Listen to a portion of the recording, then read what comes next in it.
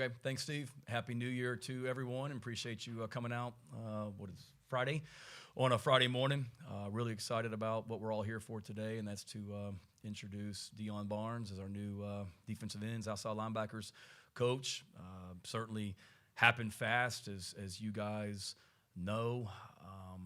Got a call on a Thursday night after 11 p.m. from the previous coach that was here, telling me that he had been offered a job at another school, and by 9 a.m. the next morning, he was gone.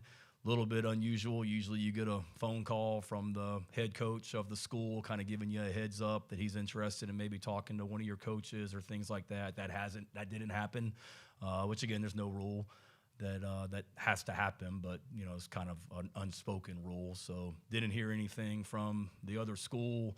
Didn't hear anything from the previous coach until he called to tell me that he had been offered a job. So it wasn't a very thorough interview process where you have a few days to kind of plan and think this might be coming down the track. It happened, like I said, 11 o'clock on a Thursday night. Friday morning, 9 a.m., we had an opening. Immediately, Clayton White and I got together to kind of share some names, get some initial thoughts, some guys I had in mind, some guys that he had in mind.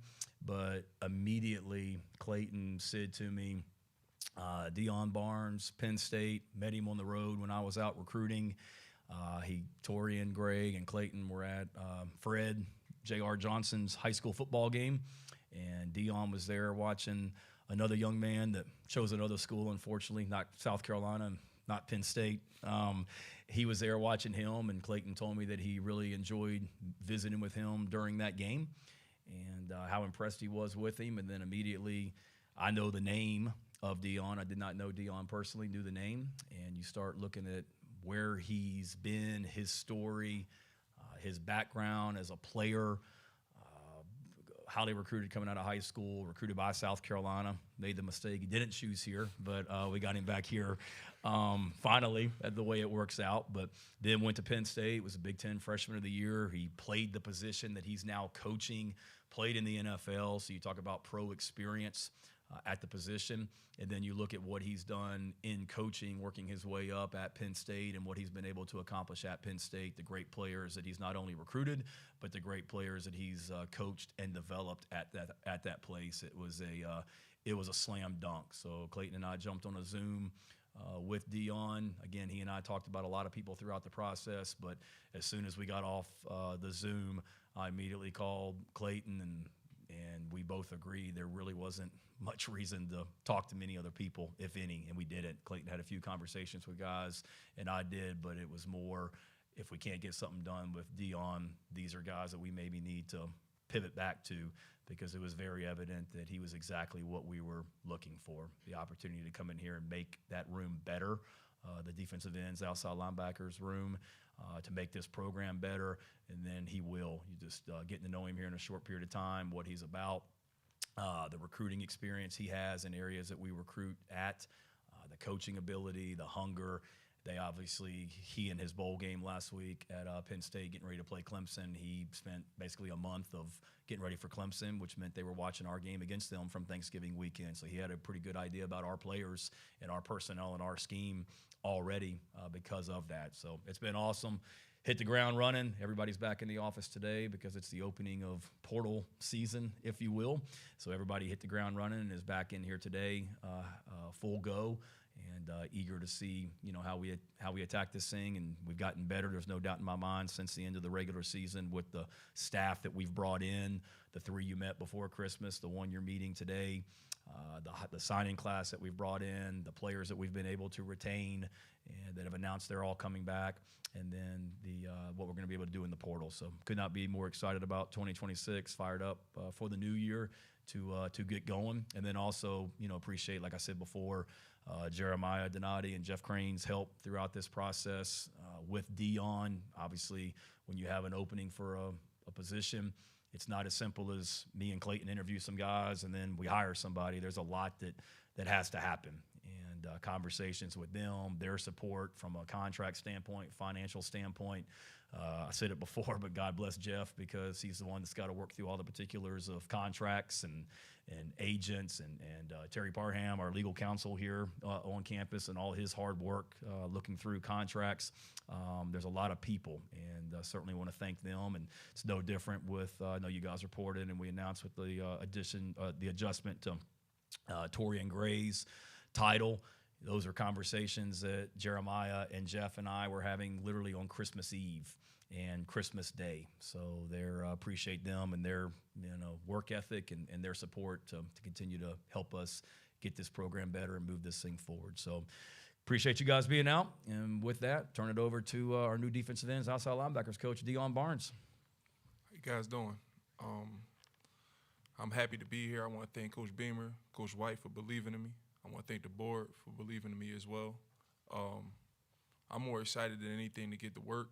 That's why I texted Coach Beamer last night, said I'm ready to get to work. I love this game.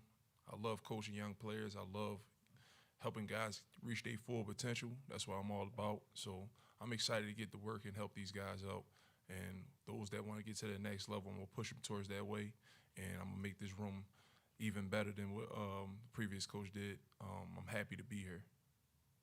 That will open up for questions. Go ahead and raise your hand. We'll get a microphone to you if you would introduce yourselves. So Coach Barnes, you put a face with your name as well. David, go ahead.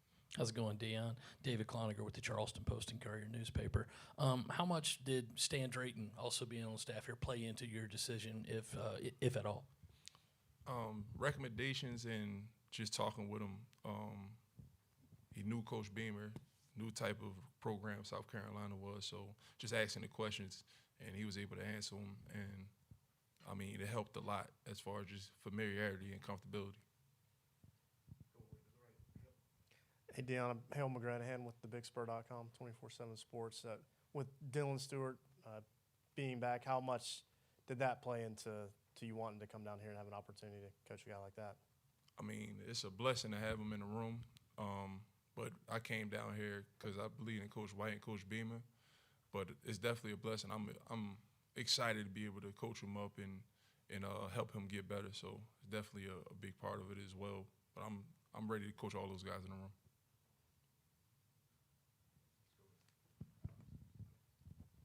Alex Jones with thebigspur.com. You mentioned Dylan, but with the rest of that room, what have you been able to learn about those guys so far? Talking with them guys on the phone, sound like them guys is hungry, sound like them guys is ready to work, and they're willing to do what's needed to be done to put the work in. So, from the sense I got from the room, it's a real hungry room that's ready to, go out there and do even better on the football field. Coach Barnes, Kevin Miller with Gamecock Central. You left a place in Penn State that you played there and you coached there all in all about a decade, right? What was the draw to South Carolina for you? It was talking with Coach Clayton, like Coach Beamer said, on the road, understanding that what he likes to do on defense, understanding who Coach Beamer is as a total head coach. That was really the draw. My relationship with Coach White, and then also, expanding and then going beyond Penn State.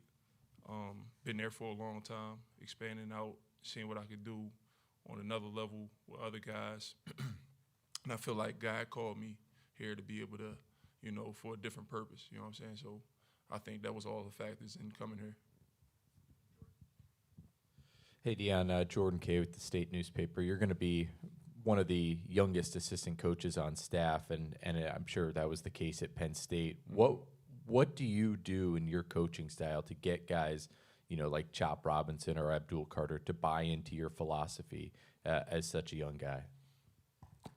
I mean, you got to have respect. They got to respect what you're doing and gain respect, because the stuff that I do teach, it works. But also, I explain the why behind it. I'm not just going to tell them to run through a wall, and I don't explain why they run through the wall. So the explanation why behind it is a big part of it.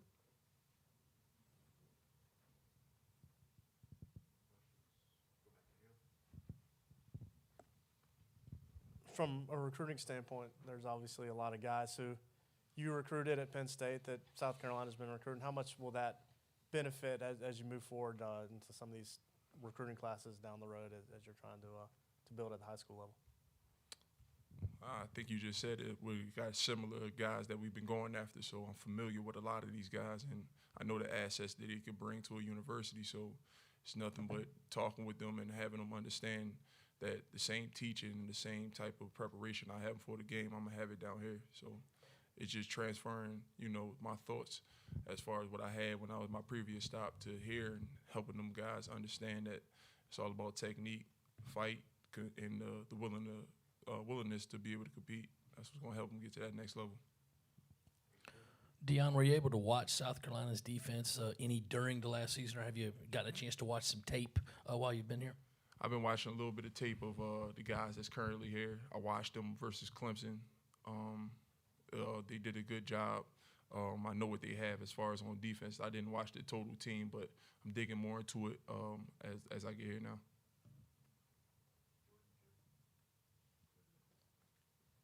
I'll also take questions for Coach Beamer.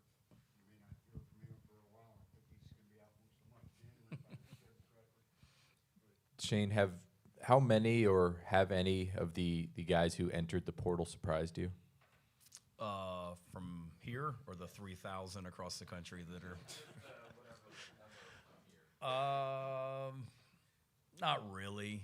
We had those exit meetings at the end of the season, and everybody's got to do what's best for them. You had a pretty good understanding of where guys were when we finished those exit meetings with guys back in December after the end of the regular season.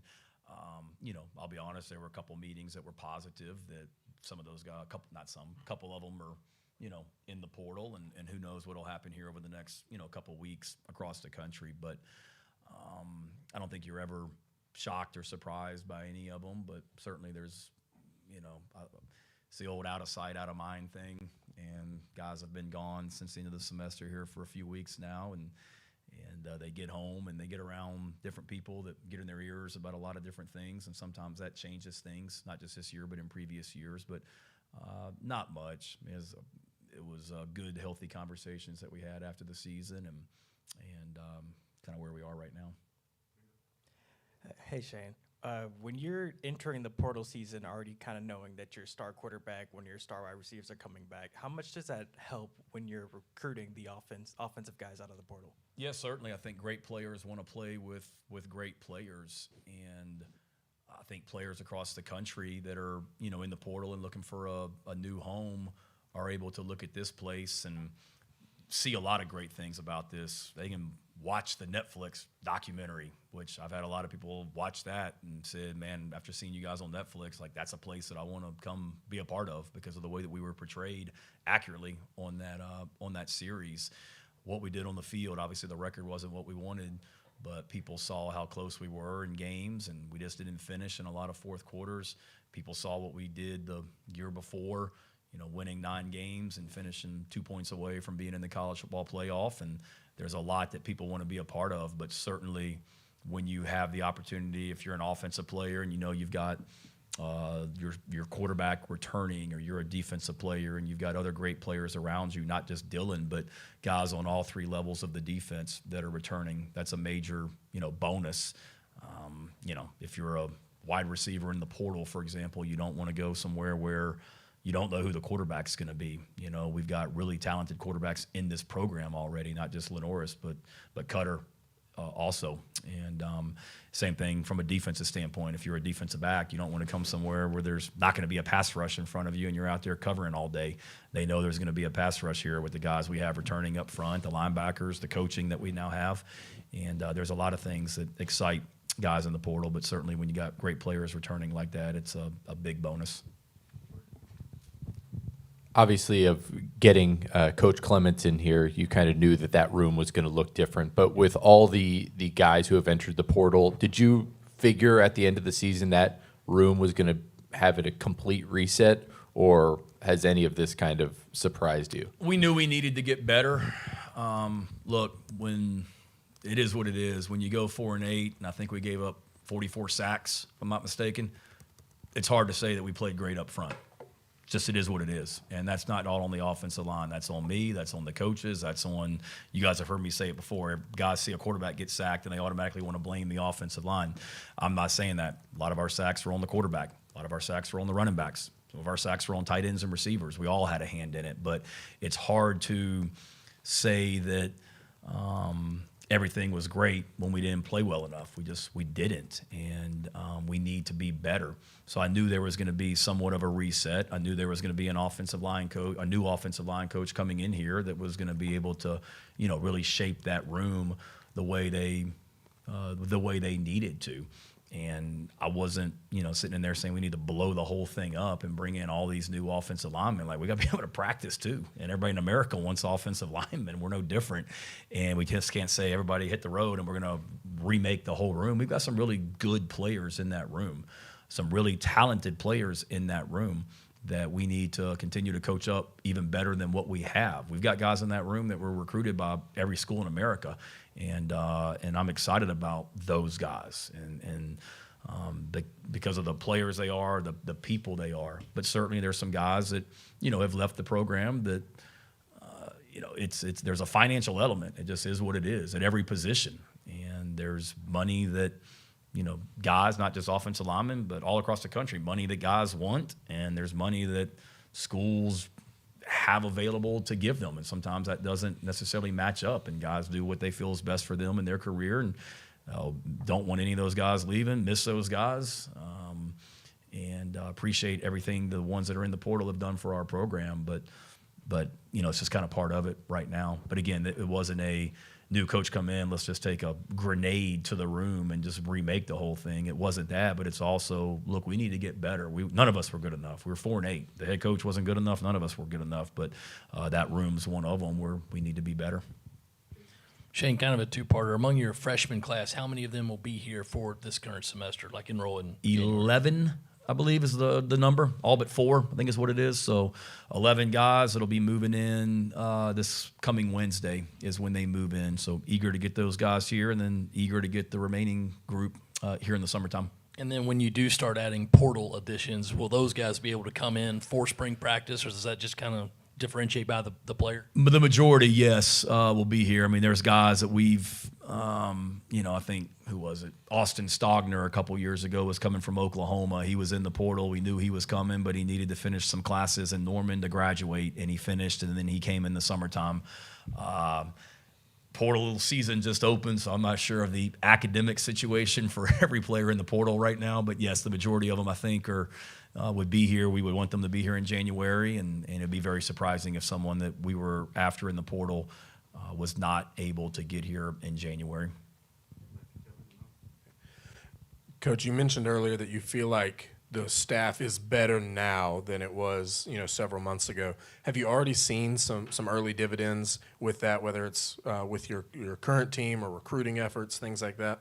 Yeah, and when I say that, I don't mean to knock the previous staff. I mean, I love those guys, and they're great. Bless you, they're great coaches. But it's just, the dynamic. Again, everybody's undefeated right now. We haven't played any games in 2026, but just the dynamic is really good. The connection between Kendall and Randy Clements coming in here, their background and how that meshes, the two of those guys and the connection. Stan Drayton and what I know about Stan as a person and his track record as the running backs coach, and then Deion coming in and the way that he's hit the ground running and how fired up he is about being here, and he's telling the truth. I mean, he texted me last night just how grateful he is to be here and can't wait to get to work, and it's real. So I think that's it. It's just a group of pros, and they've got a track record of success wherever they've been, whether it be Kendall calling plays, Randy coaching offensive line, Deion coaching the D-line at Penn State, Stan and what he's done in his career at the pro level and the college level. It's just a bunch of, real dudes, pros, and the dividends are, yes, just the way that my interactions with them and what they're about as people and coaches. 2, how fired up they are to be here. And then 3, they've hit the ground running. Everybody was kind of off during this Christmas break and back different places. But every time I, talked to Darren Usher, who's doing a great job from a recruiting standpoint for us, heading things up. Every time I talked to Darren, it was, man, I just got off the phone with Clements and Kendall, and they're together watching tape of guys, and they've got these ideas and things like that. So those are the early dividends I see, not to mention the reaction from recruits and current players. Current players that I visited with over Christmas break, that how excited they are about the new offensive staff or Deion, and then recruits that I've talked to as well, and just how excited they are about the guys that are coming in. I think it was during the signing day press conference, you were pretty adamant about defensive tackle and offensive line being priority spots for you. Since then, have any other positions sort of entered that territory where, like, yeah, we got to get some guys for these particular spots? Yeah, we met as a staff this morning, Hale, at 8, and really talked about that. That to me, every position is a need with where we are. You can make the argument you need more at every position, and you do, just from a depth and competition standpoint. But I wouldn't say that anything has necessarily changed. I can't remember if Jalen and Brandon Cisse had made their announcements yet at that point or not. So, if I said that day, and then right afterwards 2 starting DBs announced they're entering the NFL draft, then certainly we've got some talented DBs in that room, but you need to increase the competition in that room. As you guys have heard me say, you have target numbers at every position that you want to be at, and some of those have changed because of NFL decisions that guys made. But I wouldn't say there's any drastic changes in what the priority is. It's still the line of scrimmage. I would say, defensive end, outside linebacker, defensive tackle, offensive line. We got to, you watch some of those games this past weekend, man. It's look at the guys that are dominating on the line of scrimmage and the defensive line position. They're the ones that are having a lot of success in these playoff games. There's no doubt about it. So it starts inside out. It starts up front, and that's where we've got to get better by adding to what we already have, because we've got some really good players on both sides of the ball that are coming back on the line of scrimmage.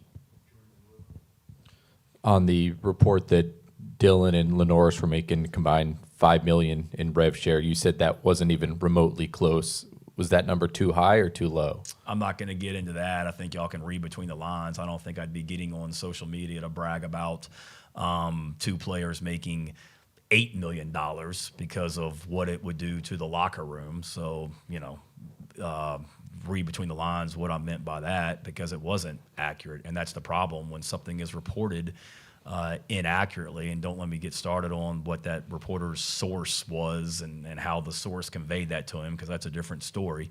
But in that situation, I told Fink that that's inaccurate, and made the reporter made that known to the reporter. Fink did, and he stood by it, which that's his prerogative as a reporter. But it's also it's disappointing when something like that happens, because I wish there was transparency. I'd love to be able to pop on the internet right now and see what every player on Georgia's team and Clemson's team and Texas's team is making, because unfortunately there's a lot of crap out there that agents tell you and that kids are promised. And I'm talking to all these head coaches, and they're calling me. They're like, "You're giving 2 guys X amount of money," and things like that, because there's a cap that we all have. And it gets misconstrued when somebody thinks that's the number, and then you got guys in your own locker room that feel that way or may see that. They don't know what's true. I don't walk in the team meeting next week when they come back and say, "All right, guys, here's the roster for 2026. Here's what everybody's making from top to bottom. Good? All right, let's go." We don't do that. And now if everybody did, I'm all for it, but there's no transparency. So when there's inaccurate reports that come out like that, it's frustrating, because there is no transparency, and there's just a lot of misinformation out there that affects a lot of things. Agents that think, "Man, look at South Carolina, what they're doing." Current players that think, "Man, look what South Carolina's doing with these 2 guys and whatnot." And it's unfortunate, but it is what it is. Going back to Hale's question, will you be looking for a kicker in the portal? And then how is Coach Robertson, and how would you assess what Jordan Dove did this year overall? Yeah, I would say every position is a position of need, and it's a little bit different now because the scholarship, what's the word, cap, where we were at 85 has changed. The SEC presidents decided to, changed that. I think that's official, right?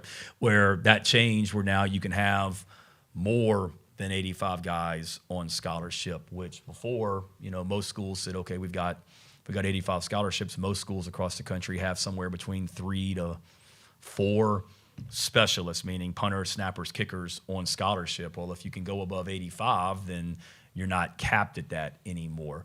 So that certainly opens the door for more competition. But yeah, I would say that we need to add to the depth in that room, because we don't have a lot. We've got 2 long snappers with Cole graduating. We've got 2 long snappers returning, and we've got Max and Mason from that punter kicker standpoint. So scholarship or not, we need to add some depth in that room, just from a competition standpoint, from a saving their legs standpoint, all that. And so we'll be looking. But again, I like the guys that we have. Mason did a great job this year. We're excited about the young snappers. Max, I think, is going to be a really good kicker. We need guys in there competing. Travian's good. He's back in the office. He's working every day. He's down the hall right now. He's driving. He's in here doing rehab. He's portaling.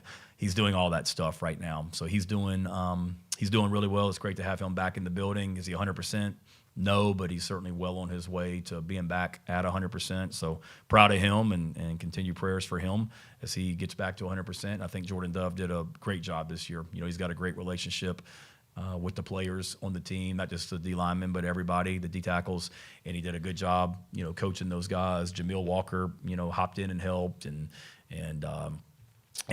Kevin Hubbard, who has been on the staff here for a few years. Kevin helped, but Jordan did a really good job coaching those guys, holding them accountable, doing great off the field, and then from a recruiting standpoint, because he was able to go out on the road recruiting some in the fall in Travian's place. We added him as a coach that went out, and he was able to go out during a couple off weeks and did a nice job recruiting the class of defensive tackle that we just signed, and then the guys that we're now recruiting for next year, the class of 2027.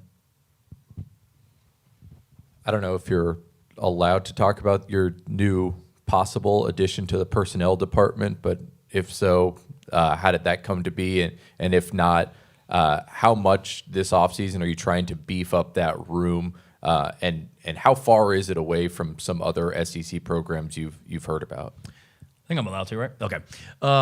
Thank you. Glad you're here. Yeah, so we've added Rex Hogan to our personnel department.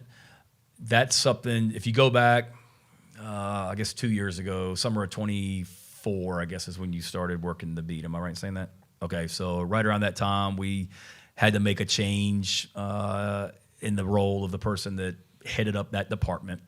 And when I did, Jeremiah and Jeff weren't even here, but my conversations with Coach Tanner, who I saw out walking yesterday, walking the dog, looks healthy, happy, stressed, not worried about not stressed, not worried about the portal, not doing contracts. So shout out to Coach Tanner and Karen walking the dog yesterday. Meanwhile, I was taking a break from the onset of portaling. But one conversation that Coach Tanner and I had was 2 summers ago, how I envisioned maybe structuring the personnel department, that we needed to hire somebody to head everything up. And then this was the summer of 24. I guess it was late June, early July. And then I'd also like to be able to get somebody with an NFL background, because I saw the college game heading more and more towards the pro model of scouting, NIL, rev share, all that, and thought there was a benefit to that. So I talked to some NFL people that summer.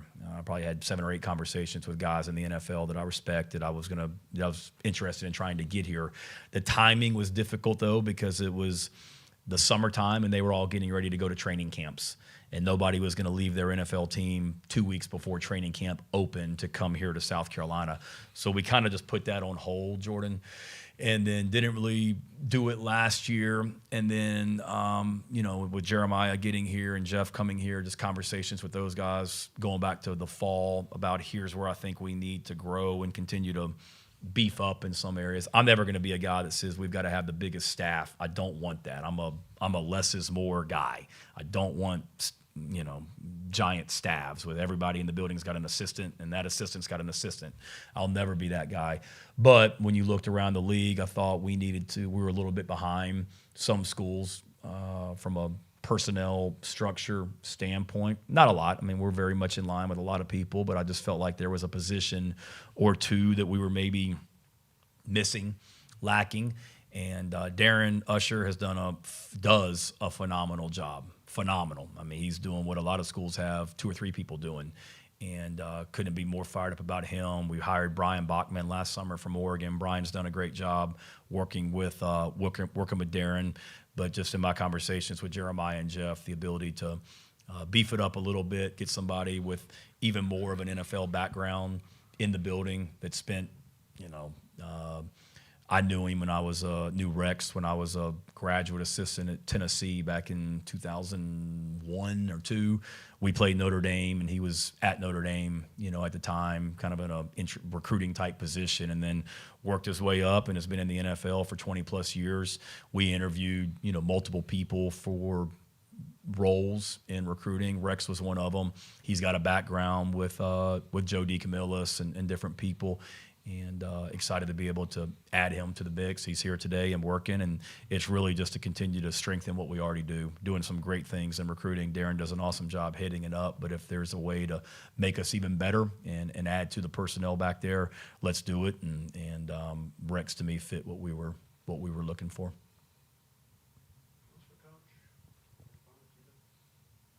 Julia, nothing? Just along for the ride? Hanging with Lulu? All right. Well, Happy New Year to y'all. Thanks for coming out. You got it. Take care.